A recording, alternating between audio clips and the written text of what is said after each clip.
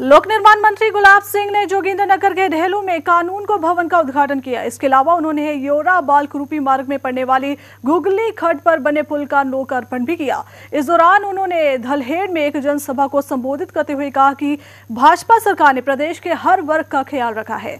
उन्होंने कहा कि सरकार के कार्यकाल में सबसे ज्यादा फायदा मजदूरों को हुआ है। इनकी दिहाड़ी पिछले 5 वर्षों में दुगनी हो गई है। उन्होंने कहा कि प्रदेश सरकार के बिना किसी भेदभाव के सभी क्षेत्रों को समान विकास किया है। जो सरकार है इसका मूल्यांकन आप पिछली जो कांग्रेस पार्टी की सरकार है उससे करिए।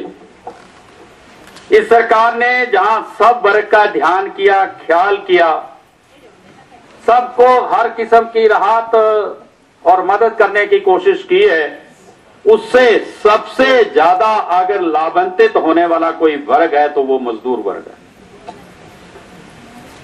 पिछले 5 साल कांग्रेस पार्टी की सरकार सत्ता में रही, वो 5 और 7 रुपया पूरे 5 साल में मजदूरों की दिहाड़ी बढ़ाने में वो कामयाब हुई। लेकिन अब की सरकार देखिए, जैसे ही धूमल साहब सत्ता में आए 2007 में मजदूरों की दिहाड़ी 75 से 100 रुपए की। शिक्षा मंत्री आईडी धीमान ने कहा है कि प्रदेश सरकार इस माह शिक्षा विभाग में अध्यापकों के 5000 पद भरेगी।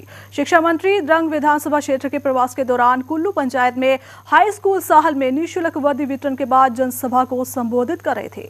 उन्होंने कहा कि प्रदेश सरकार ने अपने इस कार्यकाल में विभिन्न विभागों में 40,000 पद भरे हैं, जिसमें शिक्षकों के 20,000 पद भी शामिल है। इस दौरान उन्होंने साहल में उठाऊ पेयजल योजना और बरोट लपास तस्वान सिंचाई परियोजना की आधारशिला रखी, जबकि चौहार घाटी के थलटू खोड स्कूल में साइंस लैब भवन का लोकार्पण भी किया। शिक्षा मंत्री आईडी धीमान ने कहा कि प्रदेश सरकार इसी माह शिक्षकों के 5000 पद भरेगी। शिक्षा मंत्री द्रंग विधानसभा क्षेत्र के प्रवास के दौरान कुल्लू पंचायत में एक जनसभा को संबोधित कर रहे थे। उन्होंने कहा कि प्रदेश सरकार ने अपने इस कार्यकाल में विभिन्न विभागों में 40,000 नौकरियां दी है, जिनमें 20,000 शिक्षकों के पद भी शामिल है। उन्होंने कहा कि प्रदेश सरकार ने शिक्षा को धंधा नहीं बल्कि मिशन बनाया है। इसी नीति पर काम करते हुए सरकार ने स्कूलों में शिक्षा व्यवस्था को और मजबूत किया है। बच्चों के अधिकार भी तो बराबर हैं और कर्तव्य भी बराबर हैं, और इसलिए ये सरकार ने सोचा कि पहली कक्षा से लेकर के 10वीं कक्षा तक सभी बच्चों को वर्दी मिले, साल में 2 बार मिले, और फिर उसके बाद सलाई के लिए भी 2 बार ही 100 रुपया और मिले। कृष्ण भोज, पद 7 से हिमाचल आजकल। चंबा शहर में सामरा गांव के लोगों ने सड़क की समस्या को लेकर रोष रैली निकाली और उपायुक्त को ज्ञापन सौंपा। ग्रामीणों ने सरकार को चेतावनी दी है कि यदि 1 सप्ताह के भीतर गांव के लिए सड़क का निर्माण कार्य शुरू नहीं हुआ तो उग्र आंदोलन शुरू कर दिया जाएगा। ग्रामीणों ने बताया कि चंबा शहर से 20 किलोमीटर दूर सामरा गाँव सरकार के उपेक्षित रवैये के कारण आज भी सड़क सुविधा से नहीं जुड़ पाया है। उन्होंने कहा कि विगत में इस गाँव के लिए सड़क का काम शुरू हुआ था, लेकिन अब यह पिछले 2 वर्षों से बंद पड़ा है। मुख्यमंत्री प्रेम धूमल से भी इसकी शिकायत की गई थी, लेकिन फिर भी कोई परिणाम नहीं निकला। चंबा शहर में सामरा गांव के वासियों ने सड़क की समस्या को लेकर रोष रैली निकाली और सरकार को चेतावनी दी कि यदि 1 सप्ताह के भीतर उनके गांव के लिए सड़क का निर्माण कार्य शुरू नहीं हुआ तो उग्र आंदोलन छेड़ दिया जाएगा। सामरा युवक मंडल के सलाहकार सुरजीत भारद्वाज, महासचिव पंकज ठाकुर और दुलारा पंचायत के उप प्रधान सुरेंद्र भारद्वाज ने बताया कि चंबा से 20 किलोमीटर दूर सामरा गांव आज भी सड़क सुविधा से नहीं जुड़ पाया है।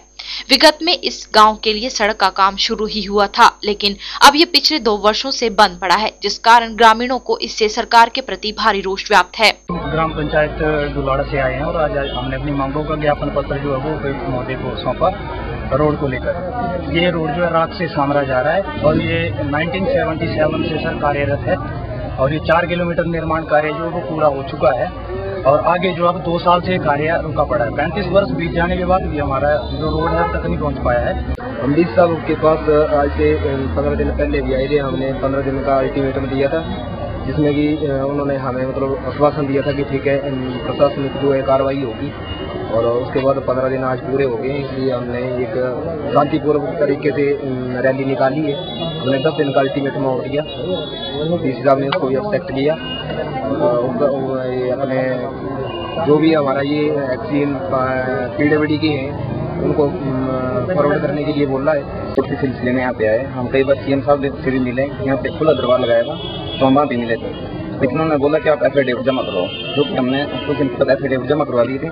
फिर भी विभाग ने कभी भी हमारा कार्य के बारे में कोई कुछ नहीं सोचा, इसलिए हमने पहले भी 2 अक्टूबर को DC साहब को ज्ञापन सौंपा था और आज उसी के बारे में हम आए। हमने आज भी कहा इनको कि अगर 10 दिन के अंदर हमारा काम जो चालू नहीं होता है तो हम जो है या चक्का जाम करेंगे या यहाँ पे श्रमिक आंदोलन पे बैठेंगे। तो ये अब DC साहब ने अपना हमारा जो ज्ञापन था वो रख लिया है और हमें ये आश्वस्त किया है कि मैं जरूर इसके बारे में डिपार्टमेंट को बोलूँगा।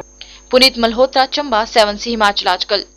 सुलह के विधायक विपिन परमार ने कहा है कि प्रदेश सरकार ने शिक्षा, स्वास्थ्य, सड़क और कृषि बागवानी के क्षेत्र में विकास के नए आयाम छुए हैं, जबकि कांग्रेस नेताओं ने देश को लूटने का ही काम किया है। भाजपा विधायक राणा मानचंद मेमोरियल स्कूल सुलह में 17 स्कूलों के 1037 बच्चों को निःशुल्क वर्दी वितरित करने के बाद जनसभा को संबोधित कर रहे थे। उन्होंने कहा कि प्रदेश सरकार की उपलब्धियों के कारण भाजपा फिर से सत्ता में दोबारा लौटेगी।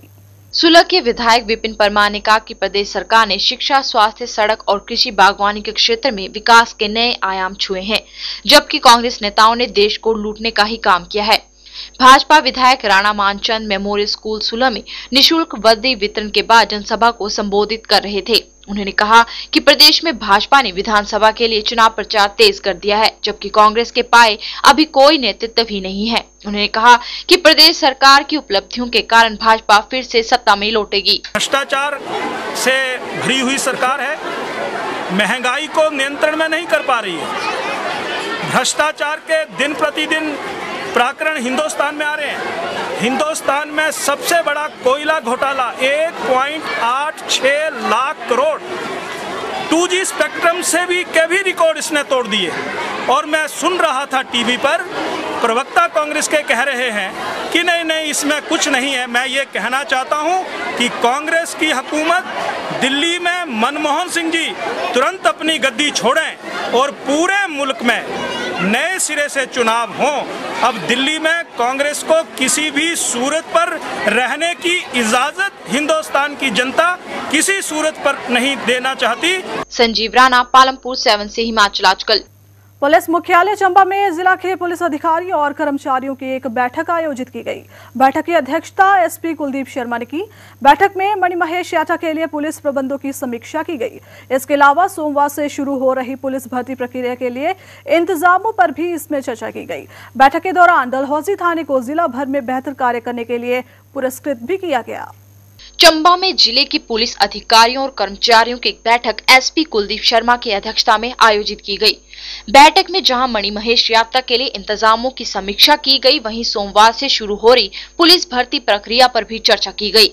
इस मौके पर SP कुलदीप शर्मा ने कहा कि छुटपुट घटनाओं को छोड़कर मणिमहेश यात्रा के दौरान अभी तक कोई बड़ा व्यवधान नहीं पड़ा है।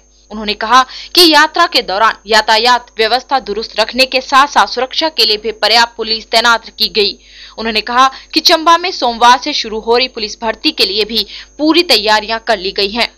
अब मणिमहेश यात्रा के दौरान कुल ये लगभग 100 किलोमीटर का स्ट्रेच है।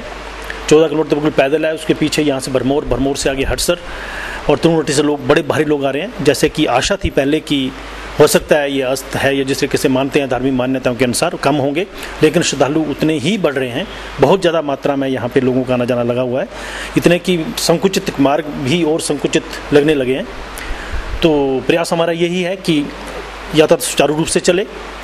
कुछ पर्याप्त मात्रा में डिप्लॉयमेंट हमने यहाँ से मणिमहेश डल लेक तक की हुई है। एडिशनल भी हमारे मौके पे वहाँ पे एज ए मेला अफसर मौजूद हैं। और लेकिन बारिशें ज़्यादा होने के कारण थोड़ी समस्या ट्रैफिक में कभी कभी बाधित हो जाता है, कारण स्लाइडिंग आ जाती है। लोगों को चाहिए कि किसी किस्म का संशय ना पालें, भ्रम में न रहें, जो मेरिट है वही आगे आएगा। बैठक के दौरान डलहौजी थाना को जिला भर में बढ़िया थाने का खिताब दिया गया। इसके लिए SHO डलहौजी को प्रशस्ति पत्र व 500 रुपए नकद पुरस्कार भी प्रदान किया गया। हेम सिंह ठाकुर, चंबा, 7 हिमाचल आजकल। एबीवीपी ने दावा किया है कि इस बार वह प्रदेश विश्वविद्यालय के एससीए चुनावों में भारी बहुमत से जीतेगी।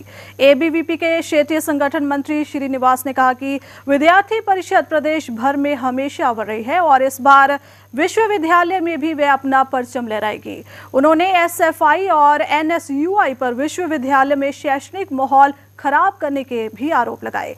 उन्होंने कहा कि विद्यार्थी परिषद एससीए चुनावों में छात्र हित के मुद्दों को लेकर जाएगी। इसके अलावा शैक्षणिक सुधार के साथ साथ भ्रष्टाचार जैसे मुद्दों को भी छात्रों के बीच उठाया जाएगा।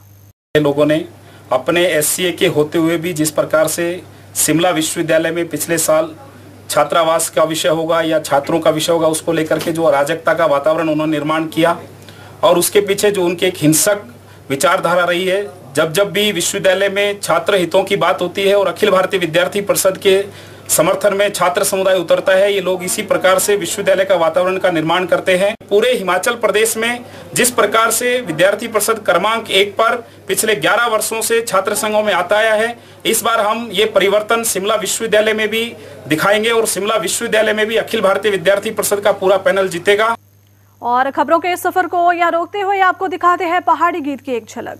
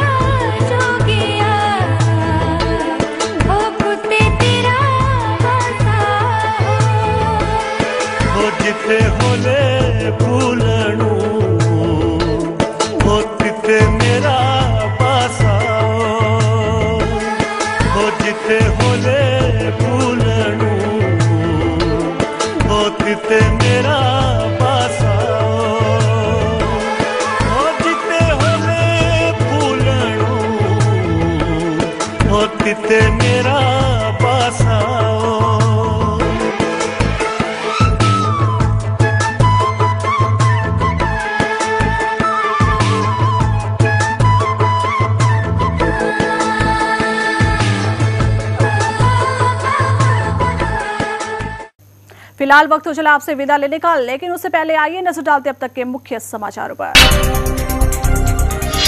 हिमाचल कांग्रेस में मचा बवाल थमने का नाम नहीं ले रहा। प्रदेश कांग्रेस के कार्यकारी अध्यक्ष को लेकर कौशिक और वीरभद्र सिंह के बीच ठनी।